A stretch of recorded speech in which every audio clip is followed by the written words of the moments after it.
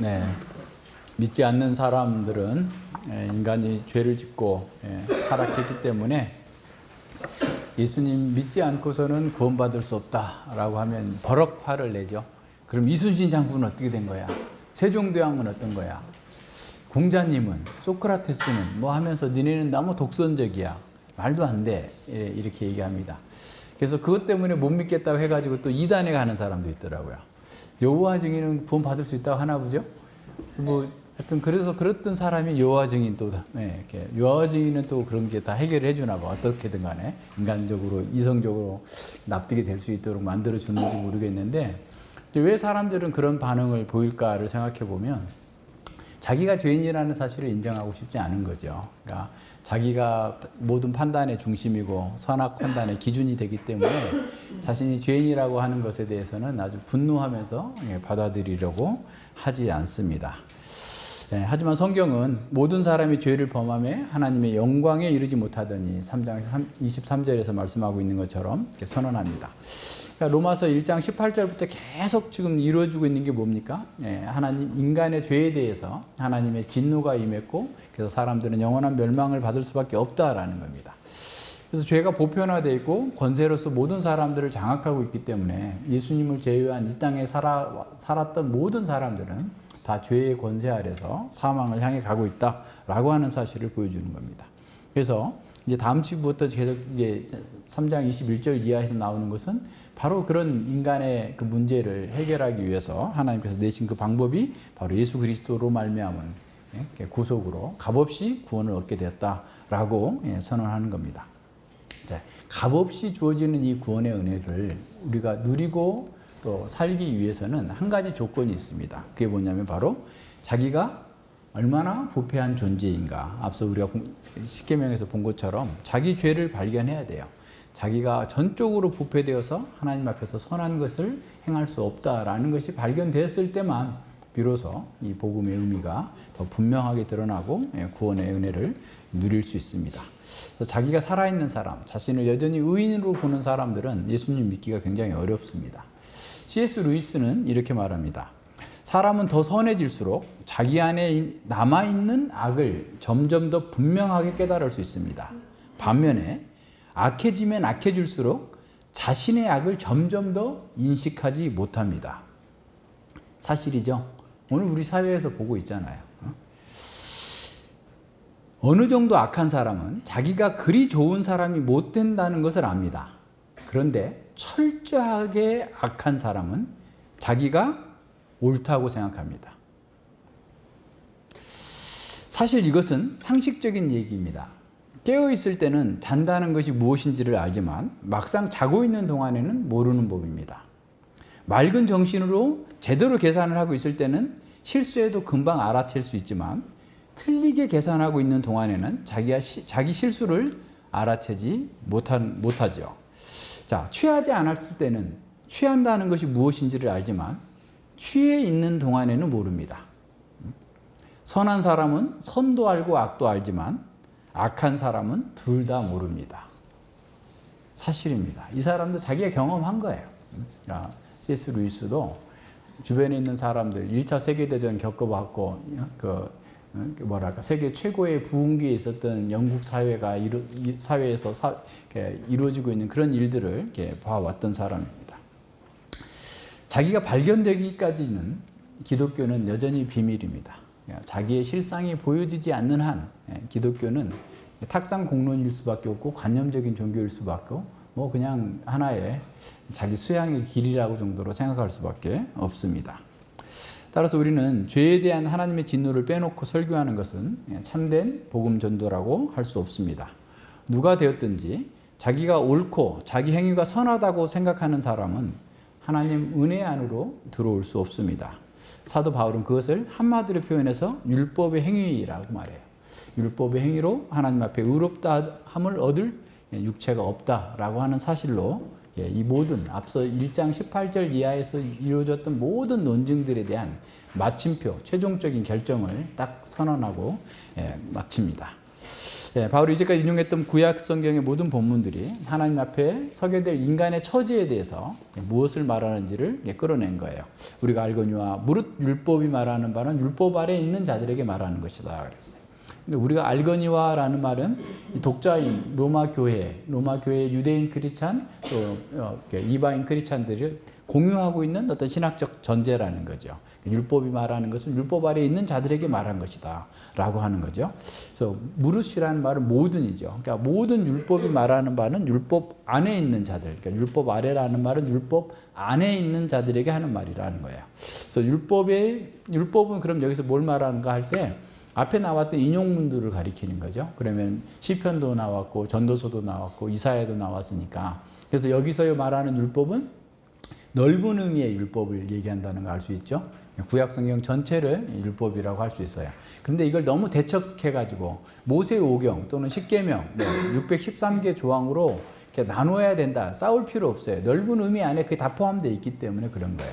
그러니까 넓은 의미의 율법 속에는 좁은 의미의 율법이 이미 포함되어 있기 때문에 넓은 의미의 율법으로 보고 구약 성경 전체로 보면서도 또 그 율법의 핵심적인 원리가 구약 성경 전체에 또 어떻게 보면 큰 하나의 핵심 주제로 이렇게 진행되고 있잖아요. 그래서 율법을 이해하지 못하면 역사서 이해가 안 되고요. 시편도 이해가 안 되고 성문서도 이해가 안 되고 하나도 이해가 안 돼요. 신약 성경도 마태복음, 복음서도 이해가 안 되고 사도행전도 이해가 안 되고 바울서신도 요한계시록도 이해가 안 돼요.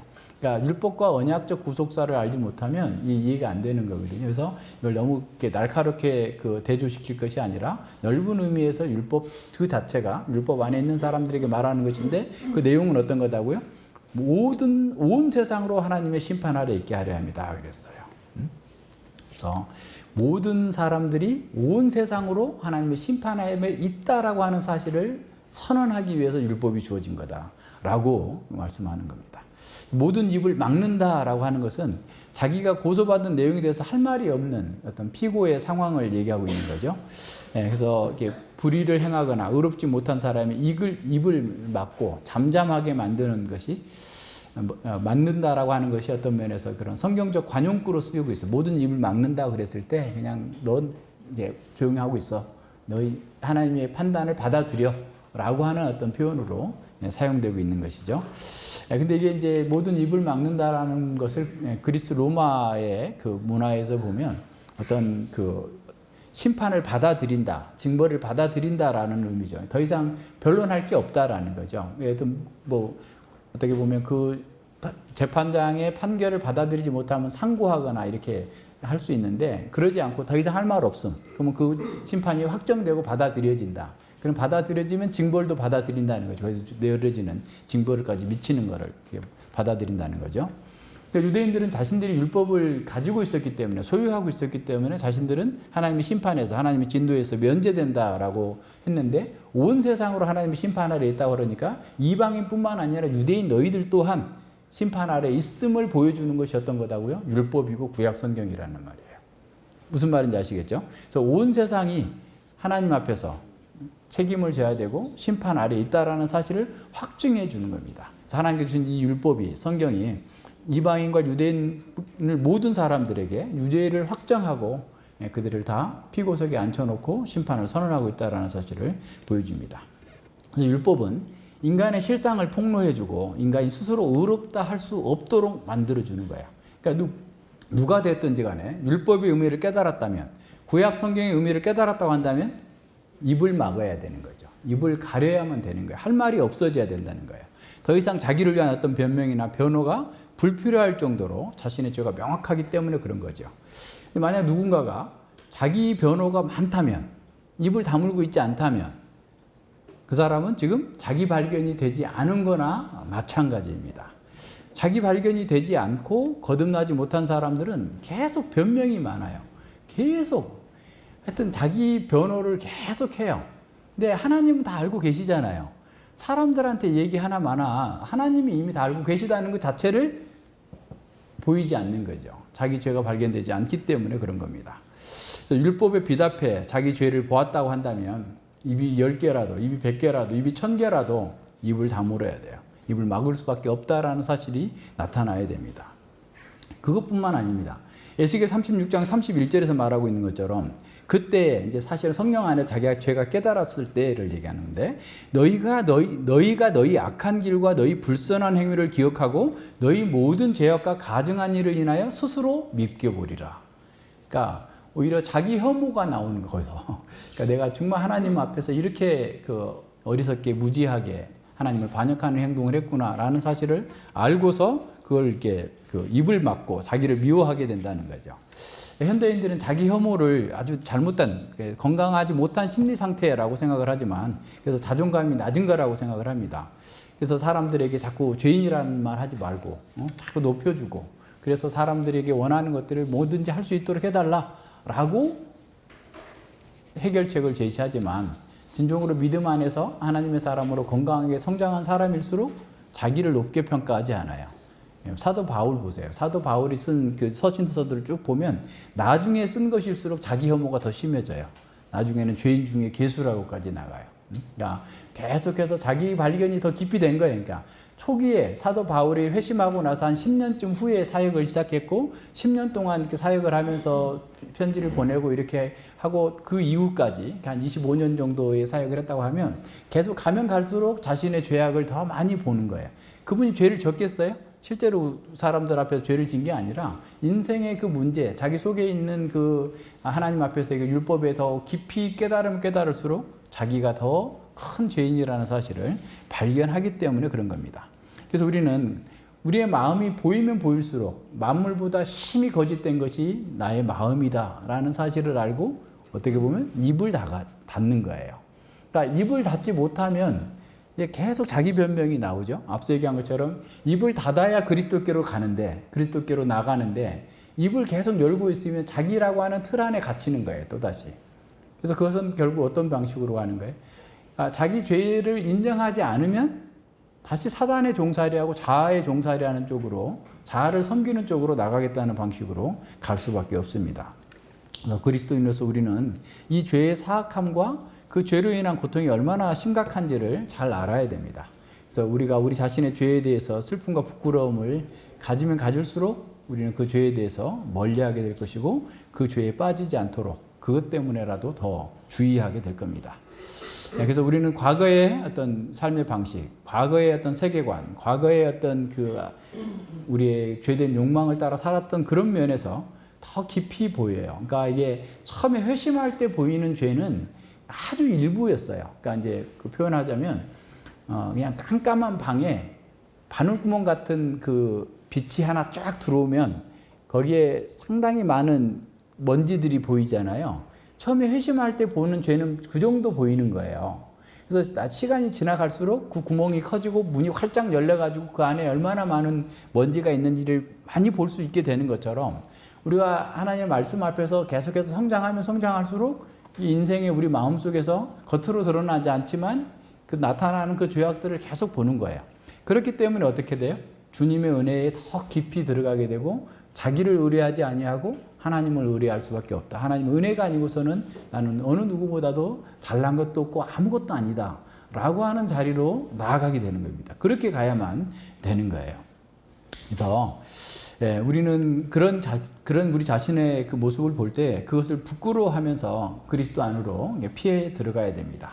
자, 믿음의 진정성은 바로 여기에서 확인이 됩니다. 진정한 신자는 자기가 짓던 죄, 그러니까 실제로 행하지 않았던 죄, 우리 마음속에서만 있었던 그 죄라 할지라도 그것에 대해서 말씀으로 질책을 받으면 기쁨으로, 아픔으로 그걸 수용하는 거예요. 심지어 보세요. 느헤미야나 다니엘 같은 경우는 자기 조상들이 지은 죄, 이스라엘 백성들이 지은 죄를 가지고 동일시하는 거예요. 그러니까 우리가 이 사회에 지금 수많은 죄악들이 있을 때도 저놈들은 나쁜 놈들이고 저것들 싹 없애버리면 사회가 좋아질 거야. 이렇게 하는 게 아니라 나도 그들과 똑같은 죄고 그들의 죄에 나도 가담하고 있다. 라고 하는 방식으로까지 연결해 나가야 돼요. 그게 어떤 면에서 우리의 죄를 발견했다면 그렇게 가야 됩니다. 그래서 아주 작은 죄라도 우리가 드러나지 않는 죄라 할지라도 질책 받을 때는 그걸 수용하고 받아들여야 됩니다. 그것이 어떤 면에서 입을 막은 사람이에요. 율법을 통해서 자기를 바라본 사람입니다. 그러니까 이제 그렇지 않은 사람들은 항상 자기를 이렇게 변명하는 거죠. 자기는 누구보다 깨끗한 사람이고 선한 사람이고 마치 자기가 피해자인 것처럼 자꾸 생각을 하게 돼요. 그건 아직 은혜에 접촉되지 않은 거예요. 그 상태를 우리는 옆에서 견디면서 이렇게 봐주기는 하나 정상적인 것은 아니다라고 분명하게 얘기해 줄 수 있어야 돼요. 그것이 하나님 말씀 속에서 우리 자신을 봐야 됩니다. 그래서 만물보다 심히 거짓되고 부패한 것이 마음이다. 겉으로 드러날 때는 다 멀쩡해요. 깨끗한 것처럼 보여요. 그죠? 지금은 우리나라에서는 돼지를 개인적으로 이제 사육할 수가 없나 봐요. 돼지는 농장에서만 사육해요. 근데 예전에는 우리 돼지를 키울 때 시골에서 돼지 몇 마리, 소 몇 마리, 이렇게 강아지 몇 마리 이렇게 다 키웠어. 시골집에서. 헛간 이렇게 해놓고. 늘 음식물 쓰레기를 지금은 음식물 수거하는 데다 버리지만 그 돼지 우리 앞에 놔요. 큰 통에다가 이게 먹고 남은 거 다 버렸다가 돼지는 하루에 2번만 밥을 줘요. 그러면 그 휘휘 저어가지고 속에 있는 거 다 꺼내서 주잖아요. 그러니까 우리도 겉으로 볼 때는 멀쩡해 다. 근데 어떤 자기 이익이 침해되거나 자기 감정이 상하거나 어떤 자기에게 어떤 해코지가 있거나 그러면 그때는 본성이 드러나는 거예요. 속에 있는 게 막 다 드러나는 거예요. 그래서 가끔가다 하나님께서 여러분의 딱 붙들고 있었던 손을 살짝 띄워놓으면 막 폭발할 거예요. 죄악들이 폭발할 거예요. 그럴 때 아이고 내가 왜 이러지? 왜 이러는 게 아니라 원래 그랬는데 하나님께서 그걸 막아주시고 감춰주시고 눌러주셨기 때문이다.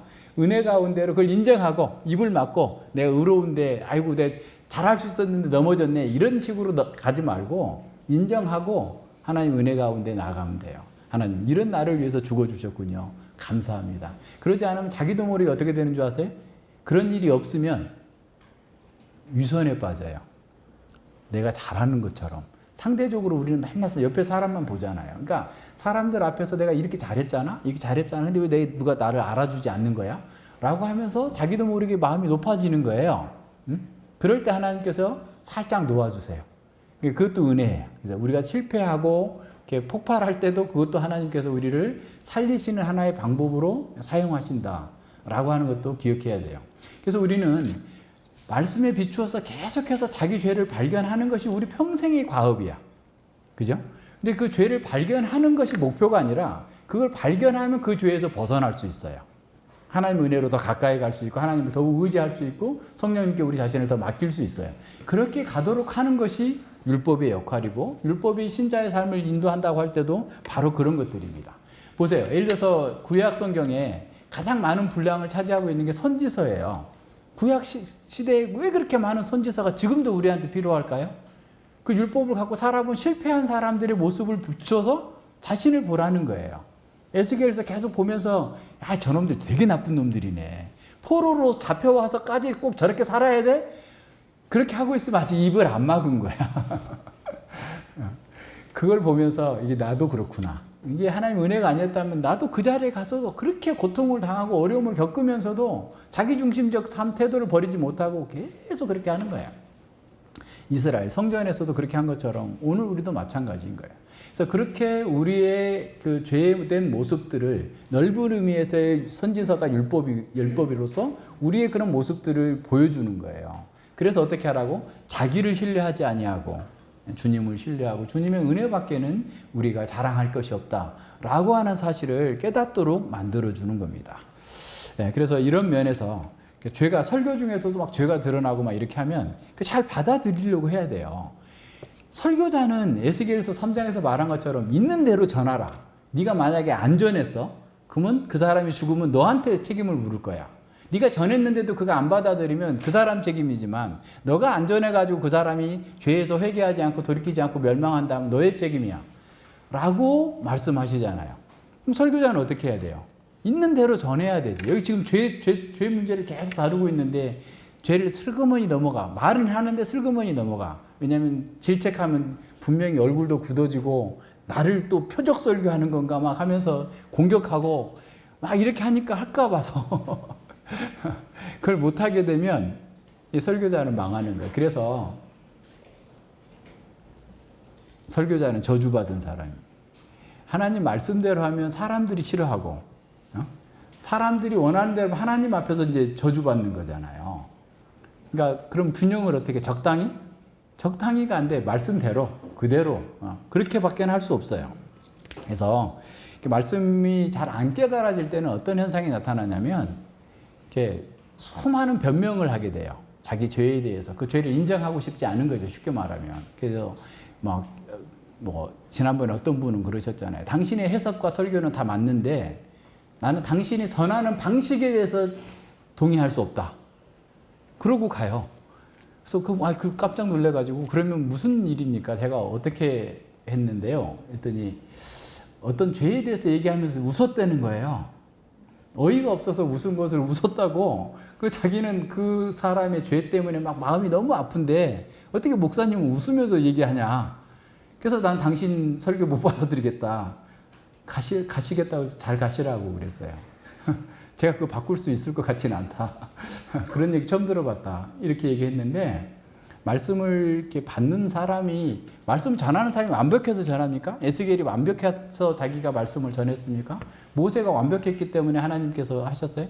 다 부족한 사람들을 불러다가 하나님께서 하라는 대로 하는 거지. 거기서 안 하는 게 문제지. 말씀대로 안 하는 게 문제지. 그래서 늘 말씀을 받을 때 전제를 꼭 하고 있어야 돼요. 그래서 하나님 말씀대로 여러분이 잘 판단해야 될 것은 설교자가 말씀대로 하느냐 안 하느냐를 판단해야 되는 거지. 저것이 나를 공격하냐 안 공격하냐 이렇게 생각하고 있으면 아무 일도 안 돼요. 그러니까 또다시 자기 속으로 숨게 돼요. 그렇게 되면 안 됩니다. 그래서 사람들이 뭐 완벽한 설교자가 그렇게 안 사니까 난 못 받아들인다 이렇게 하지만 그분들이 떠나서 그러면 완벽한 설교자가 어디 있어요? 예수님께 가야지. 주님 저 데려가 주세요. 저는 예수님 설교만 완벽하니까 예수님 설교만 맨날 듣고 있을래요. 라고 하는 것이나 마찬가지예요. 근데 막상 그분들이 어디로 가는 줄 아세요? 자기 사욕을 쫓는 스승을 찾아서 가는 거예요. 자기 욕망에 맞는, 코드에 맞는 얘기들 해주는 사람들에게, 자기 자존감을 높여주고 막 이렇게 해주는 사람들에게 사람들이 몰려가는. 예, 그래서 이런 면에서는 어쩔 수 없는 일입니다. 항상 어느 시대에나 그런 일이 있었어요. 그래서 그런 것들은 또 우리 안에도 그래요. 우리도 잘 봤다가 어느 순간 헷가닥해. 예? 뭔가 헷가닥하면 또 이제 막 자기를 공격하는 거 아닌가 어쩐가 하면서 막 그렇게 생각하는데 절대로 그런 거 아니고 만약에 그렇다면 회개하면 될 거 아니야. 자기를 공격한다고 느껴지면 하나님께서 저 사람을 통해서 나를 공격하시는구나. 그럼 내가 회개하면 되지. 하나님께. 그럼 문제 해결되고 아무 문제가 안 되는 거고 자신을 위한 것이죠. 그러니까 그렇게 가면 돼요. 그러니까 우리도 말씀이 안 들려올 때가 있어요. 왜 그러냐면 자기 중심적인 틀에 자꾸 갇히게 되면 그렇게 돼요. 그래서 그런 부분들에 대해서 충분히 생각을 해야 됩니다. 그래서 정말 입을 막아야 될 때는 막지 않고 그냥 또 열어야 될 때는 안 열고 이런 경우가 많아요. 그것도 죄와 관련된 겁니다. 죄의 고백과 관련해서는 나와야 되잖아요. 그죠? 자기가 의인이라는 말을 막는 거예요. 입을 막는다는 말이. 나는 괜찮은 사람인데 왜 그러느냐. 이런 말을 다 막아야 되는데 자기 의인을 높이면서 자기 죄의 고백은 또 이렇게 안 하는 이런 문제들이 늘 우리 가운데 있어요. 우리 살다 보면 계속 있어요. 죽는 날까지, 이 세상 끝나는 날까지, 주님 오실 때까지 그런 일들은 항상 있을 거예요. 그러나 그럴지라도 우리는 말씀 앞에서 잘 깨닫고 나가야 됩니다. 그래서 모든 입을 막고 자기가 의인이다, 내 스스로 뭔가 할 수 있다라고 하는 입을 딱 막고 우리 하나님의 심판 아래 있어서 이 상태로라면 난 영원한 멸망이다라고 하는 것을 선언할 수 있기까지 하나님 앞에서 우리가 굴복돼야 됩니다. 20절 봅니다. 그러니까 20절은 온 세상이 하나님의 심판 아래 있는 이유를 알려주면서 이 심판 아래 있는 이유에 대해서 더 확증해서 보여주고 있어요. 그러니까 1장 18절부터 3장 19절까지 이어온 어떤 논증의 결론이라고 할 수 있습니다. 그리고 이제 다음 단계로 넘어가는 그 포석을 깔아요. 그러니까 1장 16, 17절에서 복음의 능력과 영광을 얘기했고, 그 다음 3장 21절부터 4장 25절까지 나오는 그 복음의 영광, 복음의 구원, 이신칭의 그 은혜가 얼마나 큰 것인지를 보여주고자 하는 그 단계로 내려간 어떤 전환점으로서 20절이 주어졌어요. 그래서 보편적인 죄와 그 죄가 사람들을 지배한다는 그 사실에 비추어서 볼 때 어떤 사람도 자기 행위로는 구원받을 수 없다라고 하는 사실, 의롭게 될 수 없다라고 하는 사실을 보여줍니다. 우리가 앞서 불렀던 시편 43편 2절과 비슷한데요. 그러므로 율법의 행위로 그 앞에 의롭다 하심을 얻을 육체가 없나니 율법으로는 죄를 깨닫는다라고 선언하고 있어요. 주의 목전에는 의로운 인생이 하나도 없나이다 라고 했던 것과 동일한 선상에 있는 거죠. 인간이 율법의 행위로 의롭다함을 받을 수 없는 이유가 거기 나오는데 그가 육체가 됐기 때문에 모든 육체라고 그런 거예요. 그럼 무슨 말이, 어떤 게 생각납니까?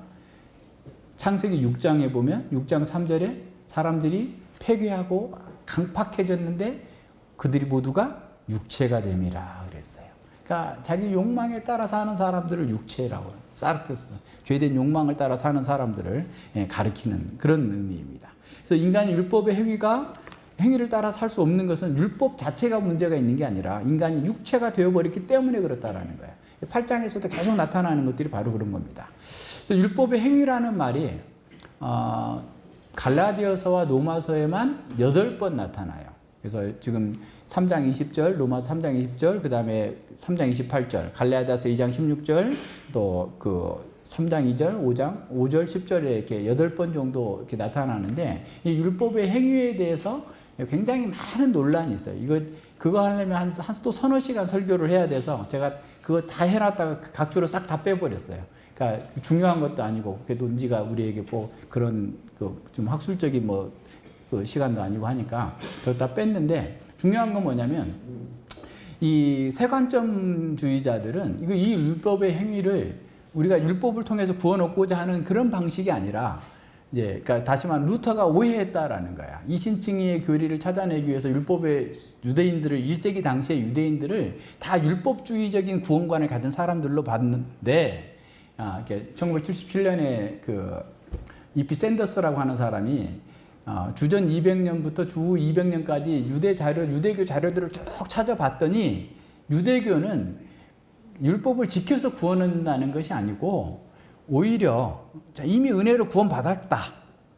그래서 그 율법의 행위라고 하는 것을 어떤 율법을 지켜서 의롭게 된다는 것이 아니라 유대인과 이방인의 구별되는 어떤 행동, 안식일이라든가 할례라든가 이런 의식과 관련된 것으로 제한해야 된다.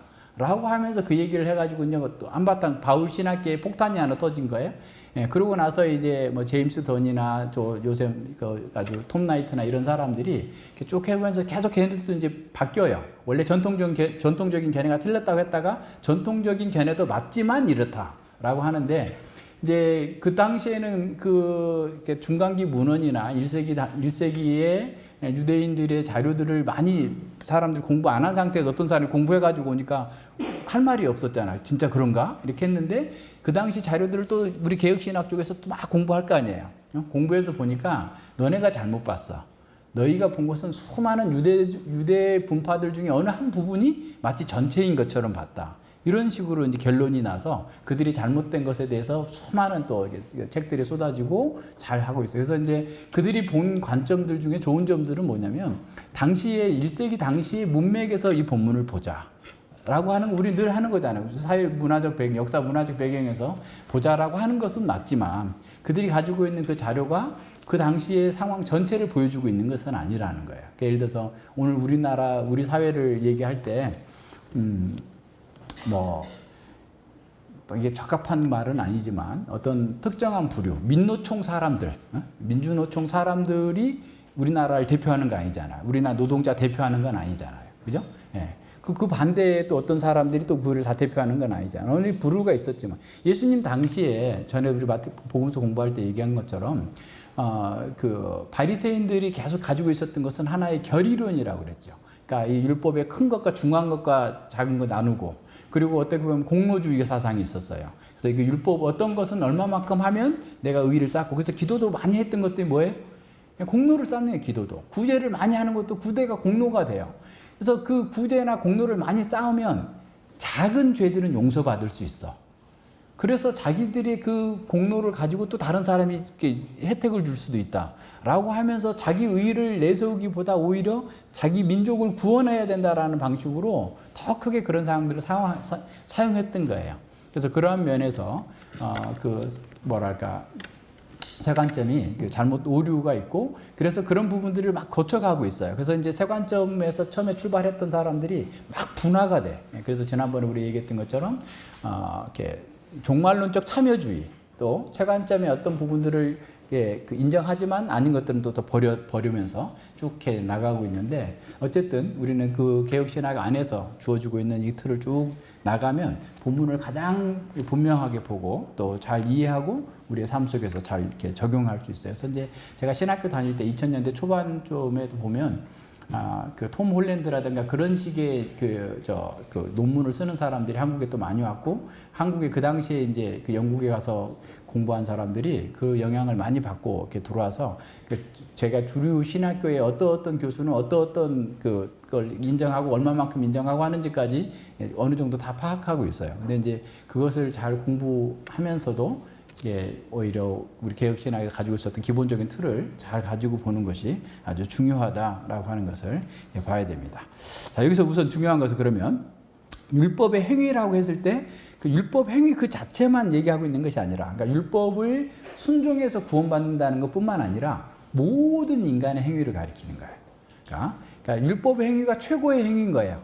그럼 뭐 나머지는 다 밑에 거예요. 쉽게 말하면. 그죠? 그러니까 율법의 행위로도 구원받을 수 없다면 다른 모든 인간의 행위로도 구원받을 수 없다라고 하는 총체적인 선언이에요. 앞서 얘기한 거잖아.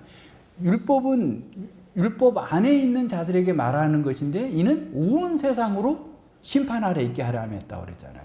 그러니까 율법 안에 있는 유대인들에게 말한 것이지만 유대인들 뿐만 아니라 모든 세상이 심판 아래 있는 거다라고 했다면 여기서 율법 행위도 율법 행위뿐만 아니라 인간의 모든 자력 구원의 노력들을 다 포괄해 가지고 율법의 행위로는 구원 얻을 수 없다라고 하는 사실을 선언하고 있는 겁니다. 그래서 우리는 첫 번째로 우리가 한번 생각해 볼 것은 유대인을 제외한 모든 사람들의 자력 구원 노력 또한 헛될 뿐이다 라고 우선 생각하고 한번 찾아보는 거죠. 그러니까 하나님을 떠나버린 인간이 인류가 자기 행복과 구원을 위해서 기울였던 그 모든 노력들 그것이 피나는 노력이고 정말 가슴 아픈 상처고 고통스러운 그런 그 희생과 헌신을 해왔다 할지라도 그것으로는 자기 자신뿐만 아니라 그 누구도 구원할 수 없다라는 거예요. 이번에 어디 방송에서 보니까 안도현 시인이 시인들이 가장 좋아하는 시인이래요. 그래서 그 시인이 쓴 9월이 오면이라는 시를 이렇게 들었는데 한번 들려드릴게요. 왜 말하냐면 인본주의자들 또한 이렇게 열망하는 유토피아를 열망하는 거예요. 우리 사회와 관련해서 9월이니까 9월이 오면 그대 9월이 오면 9월의 강가에 나가 강물이 여물어가는 소리를 듣는지요. 한번 나가보세요. 여기 강물이 여물어가는 소리 들리는지. 뒤따르는 강물이 앞서가는 강물에게 등을 토닥토닥 밀어주면 그때 이렇게 밀어주면 앞서가는 강물은 알았다는 듯이 한번 몸을 뒤척이며 물걸로 출렁거름을 옮기는 것을 그때 강둑이로 지아비가 끌고 지엄이가 미는 손수레가 머무는 인간의 마음을 향해 가는 그 노을 그대 9월의 강가에서 생각하는지요. 강물이 저희끼리만 속삭이며 바다로 가는 것이 아니라 젖은 손이 닿는 곳마다 골고루 숨결을 나누어 주는 것을 그리하여 들꽃들이 피어나 가을이 아름다워지고 우리의 사랑도 강물처럼 익어가는 것을 그대 사랑이란 어찌 우리 둘만의 사랑이겠는지요. 그대가 바라보는 강물이 9월 들판을 금빛으로 만들고 가듯이 사람이 사는 마을에서 사람과 더불어 몸을 부비며 우리도 모르게 남에게 남겨줄 그 무엇이 되어야 하는 것을 9월이 오면 9월의 강가에 나가 우리의 따뜻한 피로 흐르는 강물이 되어 세상을 적셔야 하는 것을. 아름답죠? 이걸 꿈꾸는 거예요. 왜 이걸 꿈꿀까요? 너무 삭막한 세상이에요. 자기밖에 모르고 서로 갈등하고 분열하고 남들을 이렇게 죽여야만 산다라고 생각하는 그 힘의 논리가 지배하는 세상 속에 에덴 동산처럼 이렇게 아름답게 서로를 부듬어주고 밀어주고 토닥거리고 격려하면서 함께 산다면 얼마나 좋을까. 교회에서나 이루어질 수 있는 일을 세상에서 바라고 있는 거예요. 이런 시를 왜 쓰겠어요? 모든 사람들 속에 에덴 동산에 대한 향수가 있어요. 그래서 그렇게 살고 싶은 거예요. 근데 그게 안 되는 거죠. 세상은 더 강포해지고 포악이 심해져요. 노아 시대처럼 그와 같은 방식의 사람들이 살고 있어요. 예, 더 많은 교육을 받았고 더 좋은 환경에서 살지만 더 강팍해집니다. 사람들은 자기 행위로 결코 구원할 수 없다는 것이, 구원받을 수 없다는 것이 바로 이 인류 역사 전체가 증거해주고 있고 우리 주변에서도 산더미처럼 그 증거들이 쌓여서 차고 넘치고 있지 않습니까? 사람의 행위로는 스스로는 결코 구원 얻을 수 없다. 이것이 역사가 말하는 거고 성경이 말하는 겁니다. 근래 초등학교 교사들이 그냥 자살하는데 무슨 전염병처럼 막 번져서 자살이 막 이렇게 번져 나가고 있는데 얼마나 괴로웠으면 그러겠어요. 얼마나 고통스러웠으면 그렇겠습니까? 인본주의적인 세계관을 가르치는 그 교사들, 선생님들이 이 교육이 임계점에 도달했다라고 하는 것을 보여주고 있는 겁니다. 교사가 견디지 못하는 학교에서 아이들이 뭘 배울 수 있겠어요? 초등학교 때부터 그냥 힘만 있으면 된다. 돈만 있으면 된다. 도덕과 공동체도 자기 이익에 부합할 때만 필요하고 모든 사람이 나를 위해서 섬기고 나를 위해서 살아야 된다. 라고 하는 세계관을 계속해서 주입하고 있는 거잖아요. 거기서 무슨 답이 있겠어요? 지식은 많이 가졌으나 자신 속에서 자기도 통제할 수 없고 다른 사람들도 괴롭게 하는 이런 사회, 더 강팍해진 이런 사회. 사람의 행위로는 구원받을 수 없다. 교육으로도 사회 경제적으로도 그 무엇으로도 구원할 수 없다는 사실을 기억해야 됩니다. 그렇다면 유대인들은 어떻습니까? 유대인들은 그 조상들과 언약하신 그 하나님의 말씀, 은혜를 입었어요. 그들은 인생의 표준과 역사의 방향을 알았어요. 언약의 말씀을 따라 살면 하나님과 함께하는 그 은혜를 누릴 수 있었어요. 그 말씀을 따라 살기만 하면 그들은 하나님의 은혜를 누릴 수 있었는데 실제로 그들은 하나님의 언약적 사랑을 경험하게 됐고 언약적 저주를 경험하게 됐고 책망도 듣고 수많은 역사 가운데에서 하나님의 자비와 은혜를 경험했고 그랬어요. 하나님을 예배했고 매 주마다 하나님의 말씀을 받았고 그 누구도 하나님의 은혜 가운데서 죄되지 않고 살 수 있도록 길을 열어주셨어요. 그럼에도 불구하고 율법이 보여주는 건 뭡니까? 아무도 자신의 행위로 의롭다함을 받을 수 없었다는 거예요. 아브라함, 하나님의 벗이라 칭함을 받았어요. 그런데 아브라함은 하나님을 만났을 때 티끌 같은 나라도 하나님께 간구하나이다. 소돔과 고모라의 의인이 멸망하는데 한 명이라도 있으면 하나님 불의한 거 아닙니까? 계속 하나님을 협상하는데 자기를 표현하기를 나는 티끌과 같은 존재입니다. 라고 얘기했어요. 예, 모세는 얼마나 탁월한 사람이었어요. 그러나 그도 그 자기 죄를 알고 또 넘어졌죠. 다윗도 보세요. 얼마나 멋있는 사람이에요. 지혜와 용기와 담력과 또 그 시를 쓰는 그런 문장력과 뭐 얼마나 많은 고난을 견디면서도 하나님만을 신뢰하겠다고 나섰던 사람이에요. 근데 다윗이 어떻게 하죠? 자기가 범죄하고 나서 아무리 제사 드려도 소용없구나. 나의 하나님께서 원하시는 제사는 상한 심령이라. 하나님께서 원하시는 건 상한 심령이에요. 자기의 죄를 발견하고 참으로 주님의 은혜 아니면은 저는 죽을 수밖에 없는 사람입니다. 라고 고백하고 있는 거예요.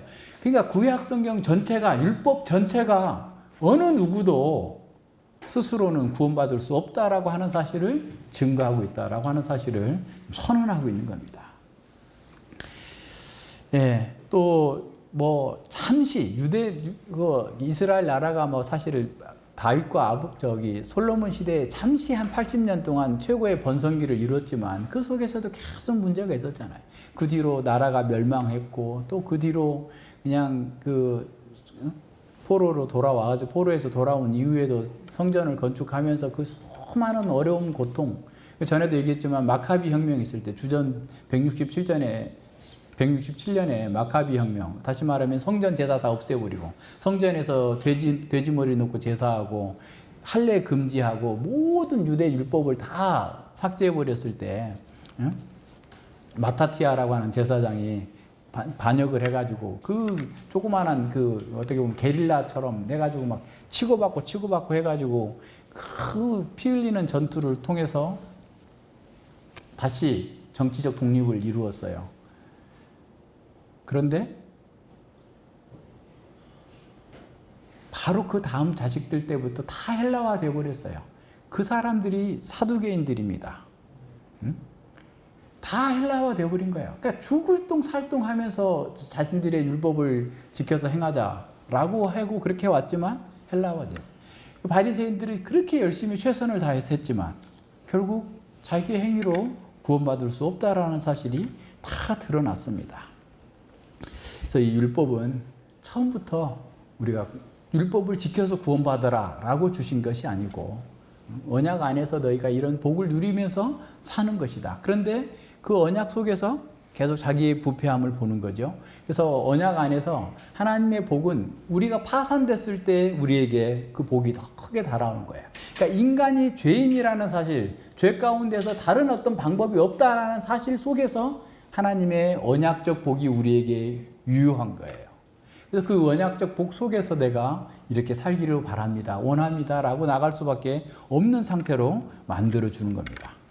그래서 이 율법은 인간이 가장 선한 것, 하나님의 성품을 드러내고 하나님 나라의 백성답게 살 수 있도록 만들어주는 가장 선한 것을 가지고도 이 죄는 자기중심적으로 해석하게 하고 자기중심적인 삶을 살도록 함으로써 하나님께로부터 점점점 멀어지게 만드는 겁니다. 그래서 죄 아래에 있는 인간에게는 인간 스스로의 노력이 아니라 다른 구원의 길이 있지 않는 한 조금도 희망이 없다라고 하는 사실을 보여줍니다. 그래서 이스라엘 역사와 세상 역사와 율법을 공부하면 공부할수록 우리 인간의 무능력, 인간의 자력 구원 노력은 불가능하다라고 하는 사실을 기억해야 됩니다. 그걸 더 뼈저리게 느껴야 돼요. 근데 순진한 사람들은, 피상적으로 성경을 보는 사람들은 그래도 희망이 있다. 나라도 해야지. 그렇게 안 되니까 해야지. 또 이렇게 하면 또 사람도 그걸 더 좋아해요. 그죠? 안 돼. 전적으로 안 돼. 이런 말 하면은, 에이, 기분 나빠. 하는데, 그래도 아무도 안 해도 나라도 해야 되지 않을까? 우리라도 해야 되지 않느냐 하면, 그 사람들이 또 거기에 또 이렇게 매료가 돼가지고 따라가요. 그런 일 있으면 얼마나 좋겠어요. 저도 그랬으면 바라요. 그렇게 되길 바라요. 근데 안 돼요. 프랑스 혁명이 일어났을 때, 프랑스 주변에 있는 국가들의 백성들이 다 환호했어요. 야, 저 혁명의 정신 때문에 우리가 드디어 해방될 거다. 수천만 명이 프랑스 혁명에 동조하고 막 기뻐하고 이렇게 했는데 결국 수천만 명이 죽으면서 아무 결과가 뭐예요? 공산주의 혁명 있을 때 공산주의를 위해서 살아야 되겠다. 이것이 인류의 희망이다. 라고 하면서 미국에서 막 수천 명이 러시아로 건너갔어요. 사람들이 거기에 다 열광했어요. 그렇게 많은 사람이 죽었고 그렇게 해놨던 그 혁명이 지금 뭐가 됐습니까? 다 아무것도 없어요. 이룰 수 없어요. 오늘날 보세요. 오늘날 자본주의, 세속주의가 종교에 유치해 있어요. 모든 게 돈이면 다 해결되는 세상이 됐어요. 재물의 신, 만문이 교회에서도 경배를 받고 있어요. 많은 사람들이 하나님의 이름을 부르면서도 말씀이 아니라 돈을 따라갑니다. 왜 그래요? 자기 이익이 된다고 생각하니까 그런 거예요. 눈앞에 보이는 것이. 온 세상이 쾌락과 소비가 그냥 지배하고 있어요. 드라마, 영화, 축구가 다 종교의 위치를 차지하고 있어요. 가장 유력한 종교에 지금 영화, 드라마, 스포츠가 거기에 열광하는 사람들. 영국 사람들은 1년치 토트넘 뭐 어디 원정 경기 나온다 그러면 자기 1년치 삶의 계획을 거기다 맞춰서 짜는 거야. 가지고 아침 새벽 4시에 어디서 뭐 여기 앞에서 모이자 해가지고 거기 가면서 뭐 뭘 들고 아이 자기 삶이 그래 삶이. 여러분 그러고 싶어요? 지금도 무슨 서포터즈 뭐 어쩌고저쩌고 하면서 우리나라도 다 지금 그렇게 돼가고 있잖아요. 뭐 어디 뭐 지역마다 다 어디나 다 지금. 그게 무슨 축구만 그런 게 아니라 농구, 야구 뭐 다. 뭐예요? 가장 힘 있는 종교예요. 우상이에요, 우상. 사람들은 유대인이든 이방인이든 자기 힘으로는 결코 구원할 수 없어요. 과거에도 그렇고 현재에도 그렇고 앞으로도 그럴 거예요. 그러면 율법을 왜 주셨는가? 율법을 왜 주셨는가? 우리 율법 이미 공부했잖아요. 지금 원래 인간이 어떠해야 되는지를 보여주는 거고, 그 원래 인간에 비추어서 지금 현재 내 모습은 어떤가를 보여주고, 그래서 나는 아이고 망했구나, 오호라, 어떡하나, 화로다 나여 망했도다 라게 하게 하시고, 그런 상태에서 예수님을 믿고 구원받도록 만들어주는 겁니다. 그래서 이 율법은 보면 볼수록 우리의 파산 상태를 가장 분명하게 선명하게 보여주고 있는 거예요. 그래서 율법으로는 죄를 깨달음이라, 율법을 아니고서는 율법이 없이는 이 죄를 깨달을 수 없었다라고 하는 사실을 보여줍니다. 율법을 깨닫는다, 죄를 깨닫는다라는 말은 안다라는 말인데, 이건 뭐냐면 인격적인 알미예요. 우리가 전에 얘기했죠. 야다 기노스코는 인격적인 알미예요. 그럼 죄를 깨달았다라는 거, 내가 그렇게 죄를 지었다라는 것을 내 인격적으로, 내 경험적으로 율법을 통해서 깨달아야 된다는 거예요.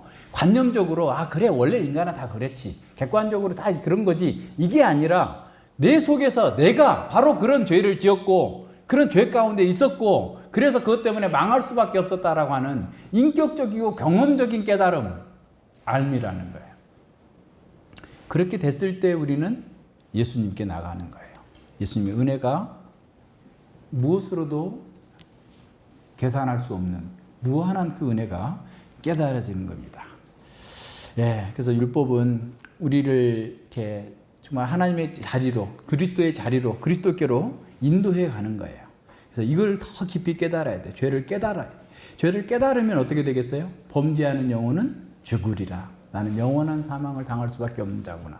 죄의 값은 사망이다 라는 사실을 알고 그 생명의 길로 나가는 거예요. 그래서 하나님께서는 이방인에게나 유대인에게나, 이방인에게는 일반 계시로, 유대인들에게는 특별 계시인 이 율법으로 범죄하는 영혼은 죽으리라 라고 하는 사실을 모든 사람들 속에 다 심어 놓은 거예요. 그래서 율법 가운데에서, 하나님의 계시 가운데에서 자신의 죄를 깨닫는 사람은 어떤 변명도 하지 않고 입을 닫는 거예요. 물론 하나님께서 사람들의 일반 은혜 가운데서 죄를 억제하는 방법을 사용하신다고 그랬죠. 양심과 사회적 연대 관계와 국가라는 제도를 통해서 죄가 관영하는 것을 어느 정도 막고 계시기는 합니다만, 어쨌든 범죄하는 영혼은 죽으리라 라고 하는 것은 모든 사람들에게 다 알려졌어요. 저 흉악범들을 왜 사형시키지 않습니까?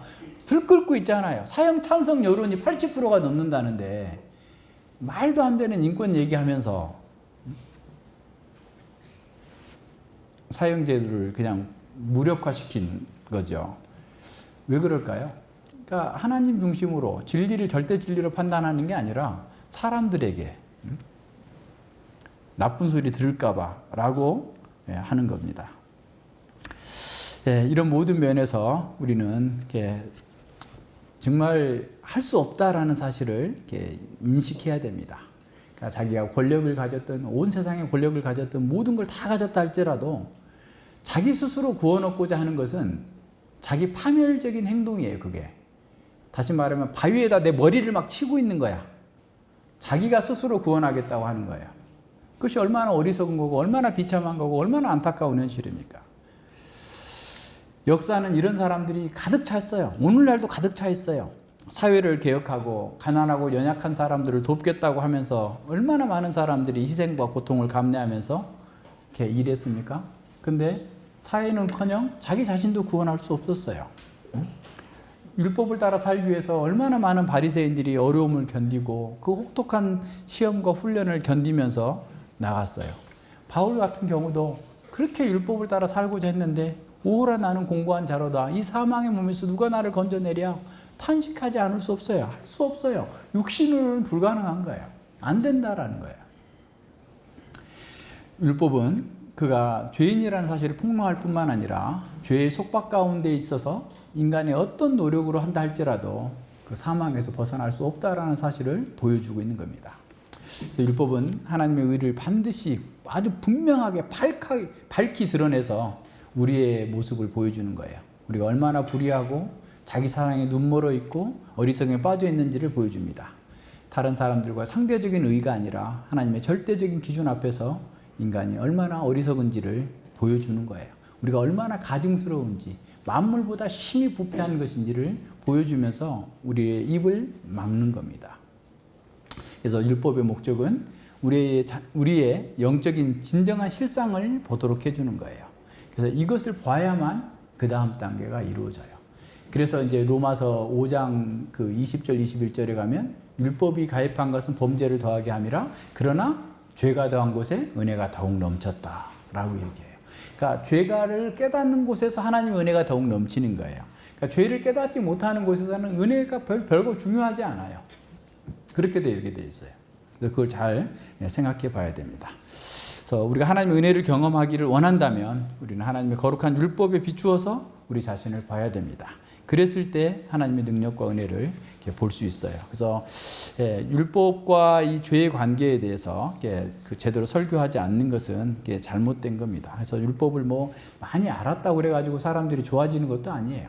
그러니까 율법 앞에 자기가 드러날 때 중요한 거예요. 자기가 드러나야만 됩니다. 알아도 잘못 알고 있으면 안 되는 거죠. 그래서 율법은 이제 6장에 가서 7장에 가서 얘기하는데 율법이 우리한테 와서 우리에게 죄를 더하게 한다라는 그런 표현이 있는데 그건 어떤 의미냐면 쉽게 얘기하면 하지 말라면 더하고 싶어 하는 거잖아요. 그러니까 그 죄가 율법에 하지 말라고 하는 그것을 틈타고 들어와가지고 우리로 하여금 하지 말라는 것을 더하게 하는 거예요. 그래서 이제 로이존스 목사님이 이렇게 말씀하세요. 학교에서 성교육하면 안 된다. 성교육하면 더 성적인 범죄가 늘어난다는 거예요. 하지 말라면 더 하는 거예요. 이런 방식으로 나가기 때문에 율법이 죄를 더한다라는 표현은 율법을 통해서 죄가 그걸 이용해가지고 오히려 우리를 하나님께로 나가는 게 아니라 자기중심적인 자기 욕망을 충족하는 대로 나가게 만들므로써 더 죄짓게 만든다라고 하는 것을 기억해야 됩니다. 그래서 하나님의 거룩하심 속에서 우리 인간 인생의 문제가 무엇인지를 명확하게 알게 될 때 진정으로 구원의 길이 열린다라고 하는 사실을 생각해야 됩니다. 오늘날은 교회에서조차도 죄에 대해서 설교하는 것을 금기시합니다. 그러니까 어설프게 성경을 아는 설교자들과 그들에게 배운 사람들은 아주 죄에 대해서 아주 단순한 해결책을 내놓습니다. 믿을 때 회개했으니까 죄에 대해서 너무 민감하게 반응하지 말라. 모두 죄인데 뭐 이 땅에 사는 동안에 어쩔 수 없는 거 아니냐. 그러니까 예배에 빠지지 않고 헌금만 잘하면 다 용서가 된다라는 식으로 얘기를 합니다. 그러나 이 구약의 거짓 선지자들의 메시지가 비슷하지 않습니까? 더 큰 문제는 이렇게 쉬운 해결책은 그들의 문제를 해결하지 못한다는 거예요. 진정으로 그리스도인들에게 자유와 안식과 평강을 누리지 못하도록 만든다는 거예요. 여전히 죄로 인해 수치심과 죄책감에서 벗어나지 못하고 과거의 죄악된 행동들로 다시 돌아가 버려요. 개가 토한 것을 다시 먹는 것처럼 그냥 조금 깨끗해진 것처럼 보이더니 또다시 그냥 옛날처럼 동일한 방식으로 살고 있는 겁니다. 그래서 죄의 지배 아래 굴종하기 때문에 삶의 기쁨이 없어요. 평강을 누리지 못해요. 그래서 불행한 그리스도인이라는 말이 나오는 거예요. 비참한 그리스도인이라는 말이 나오는 거예요. 말이 안 되는 거잖아요. 언어 도단이잖아요. 그럴 수 없잖아요. 그런데 이 죄는 단지 뭘 하고 하냐 하지 마냐. 그러니까 예전에 무슨 선교단체에서 뭐 자기 죄를 고백해. 그래서 이거 막 없애려고 막 합니다. 근데 안 없어져. 그래서 맨날 어떤 이렇게 고백을 하다가 어떤 사람이 그날은 안 하더래. 선배님 그거 어떻게 해결하셨어요? 아니 안 됐어. 근데 맨날 그 얘기만 하려니까 내가 너무 창피해가지고 말을 못 하겠어. 해결이 안 돼. 그렇게 해가지고 해결이 안 되는 거예요. 그러니까 그렇게 해결 안 되는 거 이유는 뭐냐면 죄에 대해서 명확하게 알지 못하고 하나님의 은혜에 적용이 안 됐기 때문에 그래요. 계속 동일한 일들을 반복할 수밖에 없는 겁니다. 하나님과의 관계가 문제예요. 하나님을 사랑해야 되는데 자기를 사랑하면서 죄를 안 짓겠다고 하면 말이 안 되는 거잖아요. 난 서울에서 살면서 난 서울에서 떠났다. 이렇게 말하고 있는 거나 마찬가지잖아요. 지금 서울에 있으면서도 나는 지금 저 부산에 있는 것처럼 중국에 있는 것처럼 이렇게 생각하고 말한다고 해가지고 서울에 없는 게 아니잖아요. 무슨 말인지 아시겠죠? 그래서 하나님께서 기뻐하시는 걸 행할 때 죄를 이길 수 있어요. 그래서 그 부분들을 더 분명하게 해야 됩니다. 하나님께서는 하나님을 미워하고 하나님을 대적하는 사람들 속에서 평강을 거둬가 버려요. 악인에게는 평강이 없다 하셨느니라 그랬어요. 예, 그 아담 하와가 범죄하자마자 첫 번째 나타난 반응이 자기 자신에 대한 수치심이에요. 하나님에 대한 두려움은 두 번째였어요. 그래서 사람들은 어떻게든 간에 그 수치심을 해결하기 위해서 무화과 나무 잎으로 옷을 만들었지만 그것을 가린다고 해결될 수 있었던 것은 아닌 거죠. 예, 그래서 거룩하신 하나님의 임재를 가장 큰 고통으로 여기면서 피하여 숨으려고 했죠. 그래서 죄는 모든 사람들의 수치심의 근원입니다. 레위기의 정결법에 보면 죄가 다른 모든 것을 어떻게 더럽히는지를 아주 자세히 설명해주고 있어요. 가령 문둥병자를 보세요. 문둥병자는 누군가 옆에 아예 진에서 떨어져 나가죠. 밖에 지나가다 보고 누가 사람이 지나가면 입술을 가리고 윗입술을 가리고 부정하다 옷을 찢으면서 이렇게 반복해서 외쳐야 돼요.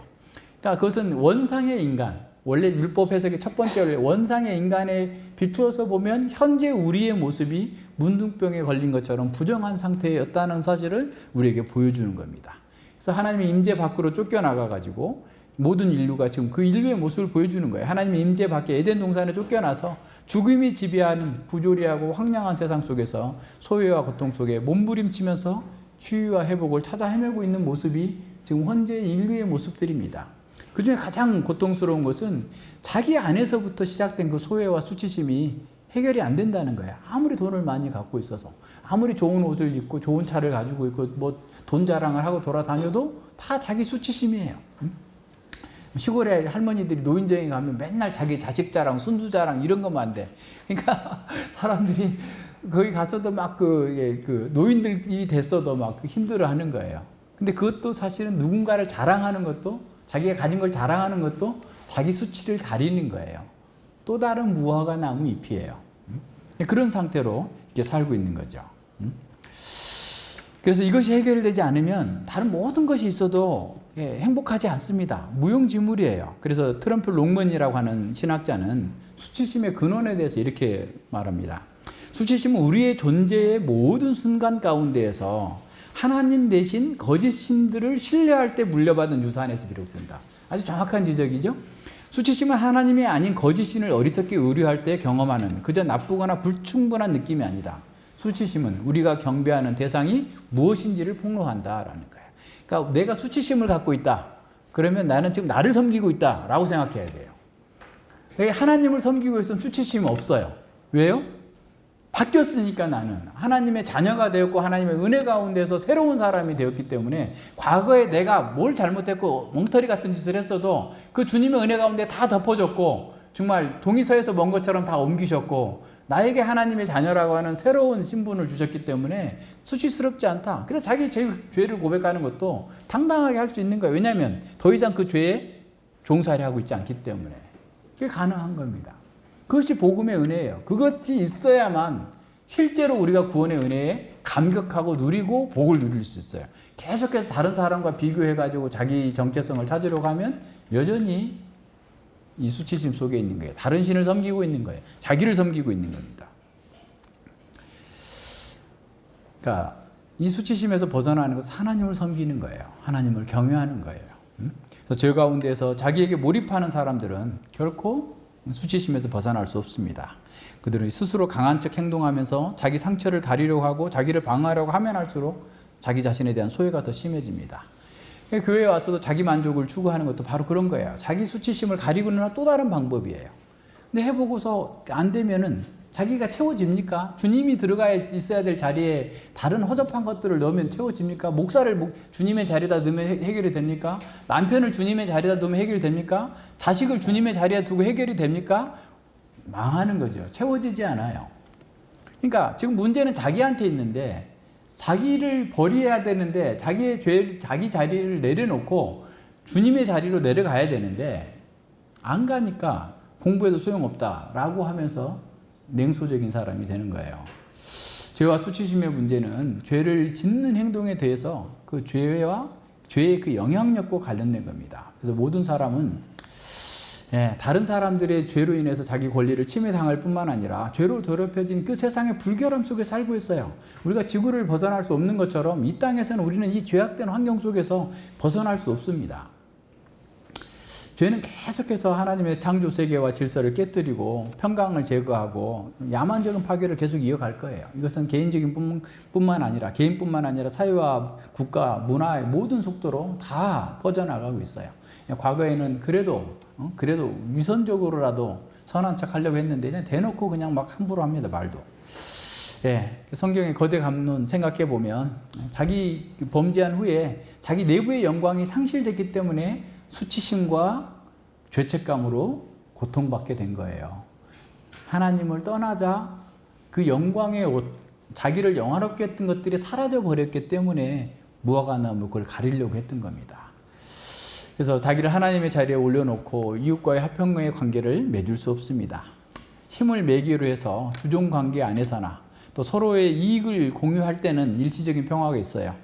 그러나 인간이 사는 그 환경 자체가 그냥 저주받고 피땀 흘려서 수고해야만 생존이 가능한 이 세상 속에서 사람들은 안팎으로 부조리와 소외 속에서 고통에 빠진 사람들이 최선을 다해서 자력 구원의 노력을 한다 할지라도 그것은 안 된다라는 거예요.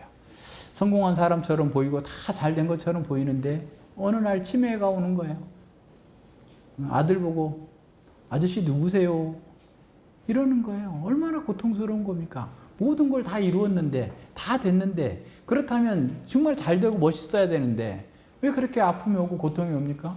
이 세상의 모든 것들, 이 나라가 성공한 것들, 영국이 세계 최강국일 때 영국 사람들이 잘해서가 아니라 온 세계 사람들의 자원을 다 빨아들여가지고 잘 먹고 잘 살았던 거고, 미국이 지금 세계 최강을 이루고 있는 것도 온 세계 사람들 걸 다 빨아들여가지고 잘 먹고 잘 살고 있는 거예요. 피해 도성, 피해 제국을 만들어 놓은 겁니다. 이 속에서 무슨 희망이 있고 무슨 평화가 있겠어요? 없어요. 사람의 행위로는, 스스로는 결코 구원 얻을 수 없다라는 사실을 알아야 됩니다. 다른 사람들을 해롭게 하고 학대하고 죽이면서 착취한 그 부가 결국은 그들 나라를 스스로 멸망으로 이끌어가고 있습니다. 율법의 행위로, 자기 행위로 구원받을 수 없다라는 사실은 성경뿐만 아니라 인류 역사에서도 증거하고 있습니다. 현재 우리가 사는 이 세상에 이것을 확증하고 있어요. 또 다른 증거가 필요하지 않잖아요. 더 설명할 필요도 없잖아요. 이것을 알았다면 우리는 하나님께 나가야 됩니다. 복음만이 인간을 제압하고 있는 이 죄와 사망의 권세에서 해방시킬 수 있습니다. 복음의 영광과 능력을 경험하기 위해서 우리는 자기의 죄를 봐야 돼요. 자기 발견이 되지 않는 한 어떤 형태로도 자기 자력구원의 노력을 포기하지 않습니다. 불교의 수많은 사람들이 심취하는 이유도 자력구원을 얘기하기 때문에 그런 거예요. 이방 종교들은 계속해서 더 많은 무화과 나무 잎을 가지면 그것으로 옷을 만들어 입으면 그 문제를 해결할 수 있을 거라고 쇠뇌하고 있어요. 인본주의자들도 그러는 거고, 공교육도 마찬가지고, 심지어 교회에 나와서 신학을 공부하고 목사와 신학자가 된 사람들도 자력구원의 또 다른 버전인 자기 행위, 율법 행위를 의지합니다. 자기가 이렇게 했기 때문에 하나님께서 은혜를 주셨다. 이게 무슨 말입니까? 자기가 이렇게 해서 주었다니 그 행위규원 아니에요? 자기를 자랑하는 거 행위규원이에요, 다. 이런 오류에 빠지면 안 됩니다. 인간의 전적인 부패와 무능력을 말로는 고백하면서 그리고 가르칠지라도 실제 삶에서 자기 중심적인 구원의 길, 자기 영광을 추구하고 있다면 여전히 자기 행위의 구원을 얘기하고 있는 겁니다. 인간은 자기 힘으로 불가능하다는 것을 깨달은 후에야 하나님께 전적으로 의존할 수 있습니다. 바로의 군대에 쫓기던 이스라엘 백성들 보세요. 구원해서 왔어요. 6월절에 애굽의 모든 장자들은 죽었고 자신들은 살아서 지금 이 홍해 바다를 건너면 되는데 앞에는 바다고 뒤에는 애굽의 군대가 몰려오니까 하나님 어떻게 합니까? 기도하지 않고 모세를 원망하는 거예요. 원망해서 될 일이 아니잖아요. 하나님께 나가고 하나님의 은혜를 구했어야 되잖아요. 이런 모든 면에서 우리도 그와 같은 방식으로 합니다. 그래서 우리는 진리의 길에 들어오려면 자기가 얼마나 가치 없는 존재인지를 알고 그 죄에 대해서 하나님의 진노를 순수히 받아들이고, 저는 그렇게 받아도 쌉니다. 너 당장 지옥에 가라. 그렇게 선고하셔도 맞습니다. 저는 그럴 수밖에 없습니다. 라고 인정하는 굴복이 있어야만 하나님의 은혜를, 주님의 은혜를 받아들일 수 있어요. 그것이 심령이 가난한 자라는 증거입니다. 우리는 예수님 앞에서 어떤 것도 숨길 수 없습니다. 주님 우리 어떤 존재인지 다 알아요. 그럼에도 불구하고 주께서 우리를 찾아오시는 것은 구원하시려는 그 사랑 때문에 그렇습니다. 이 사랑만이 자기 몰입의 죄에서 우리를 해방시킬 수 있습니다. 이 주님의 사랑만이 죄악된 환경에서 거룩한 자로 주님의 임재를 누릴 수 있도록 만들어 주십니다. 예수님이 문둥병자와 같은 수치스러운 존재인 우리를 씻어주시고 치유하기 위해서 십자가에서 피 흘려 죽으셨습니다. 예수님은 우리를 그 하나님 나라의 가족, 하나님의 가족 일원으로 받아주셨습니다. 예수님은 우리를 위해서 피 흘려 주셨을 뿐만 아니라 성령님을 보내주셨어요. 그래서 이제 우리는 새로운 삶을 살 수 있게 되었습니다. 예수님은 지금 우리 안에서 죄의 영향력을 역전시키고 안팎으로 모든 것을 새롭게 만들어 가고 있는 중입니다. 성령 하나님 우리가 온전해질 때까지 절대로 멈추지 않으실 것입니다. 그래서 우리 징계를 통해서든 넘어짐을 통해서든 옆 사람을 통해서든 어떤 형태로든지 간에 포기하지 않으실 거예요.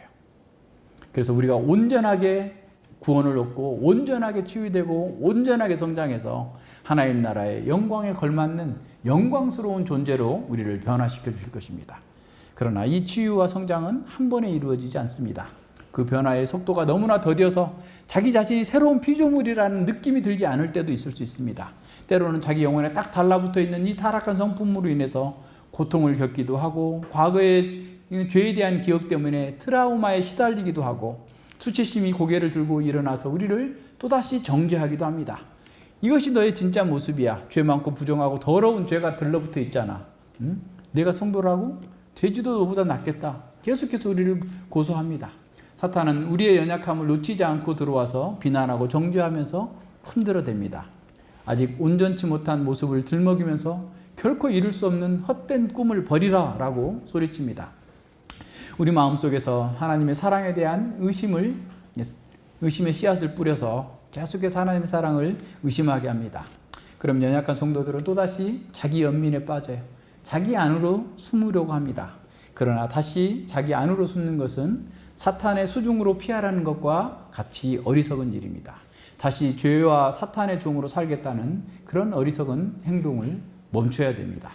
우리는 바로 그런 상황에서 우리를 변호하시는 성령 하나님을 찾아야 됩니다. 성령 하나님께서 우리를 변호하실 뿐만 아니라 우리의 대적들에게 유죄 판결을 이미 내리셨습니다.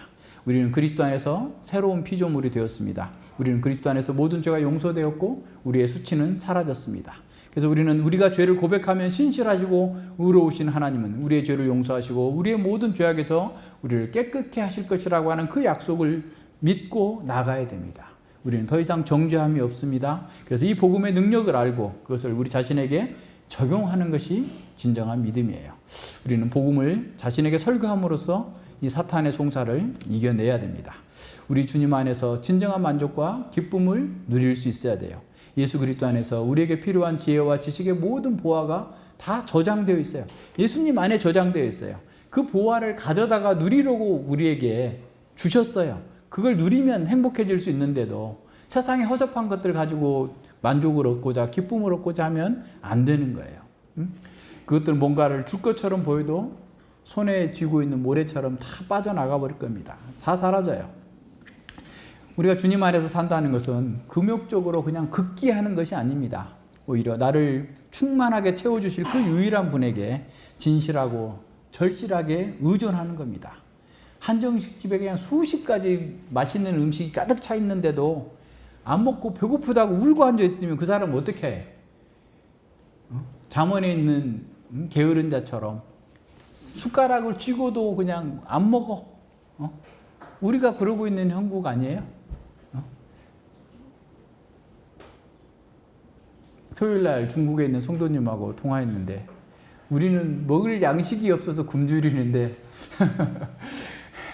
예림 개혁교회는 그렇게 먹을 게 많은데도 식사를 안 하나 보죠. 공부하라고 그냥 내가 보기에는 우리 카톡에 너무 많이 올려주는 거 아니야? 이렇게 많이 주면 사람들이 너무 값어치없게 생각하지 않을까 싶을 정도로 많이 올려주는데도 그 중에 하나도 제대로 안 보고 있으면 하나님께서 기뻐하지 않으실 겁니다. 하나님의 선하심을 말씀을 통해서 맛보아 알고 그 구원하시는 능력, 그리고 그 성장케 하시는 말씀의 능력을 이렇게 누리면서 자라가는 거예요. 그래서 자, 율법 앞에서 우리는 철저하게 자기 부정하고 그렇다는 걸 인정하고 그렇기 때문에 주님만이, 주님의 은혜만이, 주님의 복음만이 나에게 살 길입니다. 라고 하면서 다른 모든 것들 다 내려놔야 돼요. 그래서 우리가 예를 들어서 다른 사람한테 뭐 부끄럽다, 뭐 내가 예를 들어서 뭐 좋은 집에 살지 못해서, 뭐가 어째서 이렇게 수치심을 가지고 있다라는 것 자체도 또 다른 신을 섬기고 있는 증거라는 사실을 기억하고 당당해야지 뭐 좀 가난하면 불편할 뿐이지. 그죠? 그렇게 생각하고 담대하게 하나님의 자녀로서 어디를 가서 내놔도 담대하고 강하고 용기 있게 하나님 백성답게 살 수 있어야지. 그 사람 그렇게 했을 때 사실 그 속에서 구원의 능력이 나타나는 거예요. 뭐 이렇게 주눅들 이유가 하나도 없습니다. 같이 기도하겠습니다. 하나님 아버지 감사드립니다. 참으로 율법으로는 죄를 깨달음이라라고 말씀하셨습니다. 인간이 하나님을 떠난 이후에 수많은 방법과 또 그 수고와 헌신을 동원해서 자기 살 길을 찾았지만 오히려 그것은 자기를 더 해롭게 하고 자기를 더 고통에 빠뜨리는 결과를 낳았음이 인류 역사 전체 속에서 또 지금 우리 현실 속에서도 수많이 드러나고 있음을 보게 됩니다. 저희들 또한 우리 힘으로 우리 노력으로 또 세상에 무언가를 더 가짐으로써 우리의 문제를 해결할 수 있을 거라고 하는 오류와 잘못된 사상들을 그동안 배워왔고 가져왔었습니다. 그럼에도 불구하고 주님의 은혜 때문에 우리가 새롭게 되었고 새로운 사람이 되었음에도 불구하고 여전히 그런 인본주의적인 세속주의적인 자기중심적인 세상중심적인 세계관 속에 살기 때문에 하나님께서 우리에게 주시는 이 구원의 복음의 능력을 경험하지 못하고 계속해서 배고프다 고통스러워하고 있는 것은 아닌지 말씀을 통해서 다시금 보았습니다. 하나님 아버지, 저희가 하나님의 말씀을 통해서 선악을 분명하게 분별하고 우리가 하나님께서 기뻐하시는 그 자리에 서 있을 때 그 안에서만 진정한 안식과 복을 누릴 수 있고 하나님께서 영광 받으실 때만 우리 또한 영화롭게 된다는 사실을 기억하고 매 순간 매 어느 곳에서나 참으로 주께서 원하시는 길로 나아갈 수 있도록 저희들을 붙들어 주시고 이 말씀으로 성령님께서 이끌어 주시옵소서. 감사드리며 예수님 이름으로 기도드립니다. 아멘.